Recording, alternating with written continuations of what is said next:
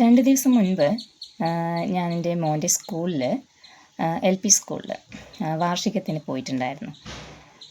അവിടെ പ്രധാന അധ്യാപികയുടെ വിരമിക്കൽ ചടങ്ങ് കൂടിയായിരുന്നു. ആ ചടങ്ങിൽ വെച്ച് ആ അധ്യാപികയുടെ ഭർത്താവ് നടത്തിയ ഒരു പ്രസംഗമാണ് ഇന്ന് ഈ വീഡിയോയുടെ പ്രചോദനം.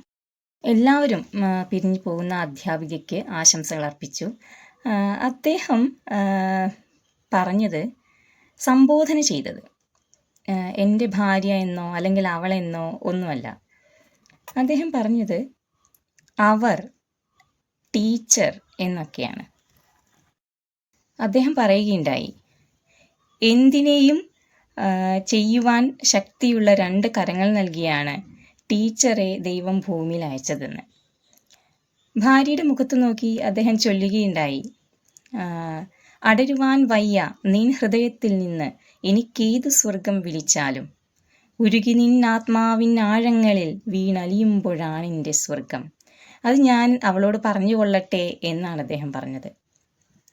മാത്രമല്ല, അദ്ദേഹം സ്കൂൾ അധികൃതരോട് വാക്ക് നൽകുകയും ചെയ്തു, ഇനി എന്ത് ആവശ്യമുണ്ടെങ്കിലും ടീച്ചർ അവിടെ ഉണ്ടാകും.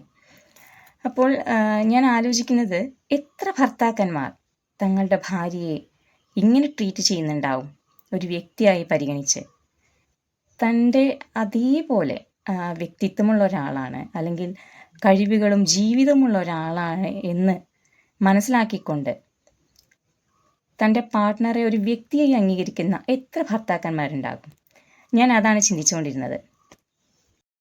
അതിനിടയിൽ പരിപാടി കണ്ടുകൊണ്ടിരുന്ന ചില സ്ത്രീകൾ അത് വളരെ കളിയാക്കി ചിരിച്ചുകൊണ്ടിരിക്കുന്നുമുണ്ടായിരുന്നു. അപ്പോൾ എനിക്ക് മനസ്സിലാകുന്നത്, അവരാരും തന്നെ തങ്ങളുടെ ഭർത്താക്കന്മാരാൽ ഒരുപക്ഷെ ഇങ്ങനെ ട്രീറ്റ് ചെയ്യുന്നുണ്ടാവില്ല. അത് നാട്ടുനടപ്പേയുള്ള കാര്യമല്ല എന്ന് അവരൊക്കെ അംഗീകരിച്ചിട്ടുണ്ടാവണം. എനിക്ക് പറയാനുള്ളത്, നമ്മുടെ വീടുകളിൽ നിന്ന് ആണ് ഈ മാറ്റങ്ങളൊക്കെ തുടങ്ങേണ്ടത്. ഇനിയും വെളിച്ചം വീഴാത്ത തലച്ചോറുകൾ അതൊന്നും അംഗീകരിച്ചു കൊള്ളണം എന്നില്ല. കാരണം ഇത്തരം സങ്കല്പങ്ങളും വിശ്വാസങ്ങളും അടിയുറച്ചു പോയ മനസ്സുകളെ, ആ തലമുറയെ നമുക്ക് മാറ്റുക എന്നുള്ളത് അത്ര പ്രാവർത്തികമായ കാര്യമല്ല. പക്ഷേ നമുക്ക് ചെയ്യാൻ കഴിയും. ഇപ്പോൾ വളർന്നു വരുന്ന ഈ തലമുറ, അല്ലെങ്കിൽ ബോധം എന്ന സാധനം ഉദിച്ചു തുടങ്ങിയ ഒരു തലമുറയുണ്ട്. അവർക്ക് മാറ്റങ്ങൾ വരുത്താൻ കഴിയും.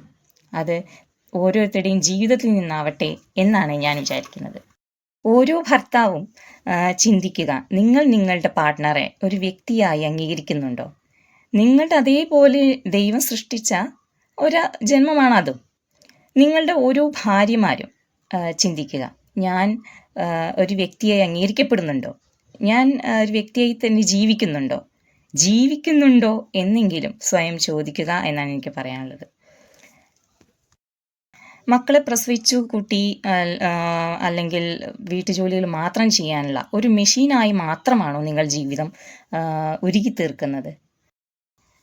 ചിലർ പറയാറുണ്ട്, ഞങ്ങളുടെ കാലത്ത് അങ്ങനെയൊന്നും ആയിരുന്നില്ല, ഞങ്ങളെ അങ്ങനെയൊന്നുമല്ല പഠിപ്പിച്ചിരിക്കുന്നത്.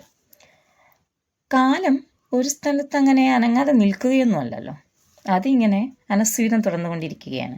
അപ്പോൾ മാറ്റങ്ങൾ നമ്മൾ സ്വീകരിക്കേണ്ടതാണ്. ഇപ്പോൾ അടുത്തൊരു വീഡിയോയിൽ കണ്ടതുപോലെ, ഒരു സ്ത്രീയിൽ നിന്നാണ് നമ്മളെല്ലാം ജനിക്കുന്നത്. ഒരു സ്ത്രീയാണ് നമ്മളെ പരിപാലിക്കുന്നത്. ഒരു സ്ത്രീയാണ് ഒരാൾ കല്യാണം കഴിക്കുന്നത്.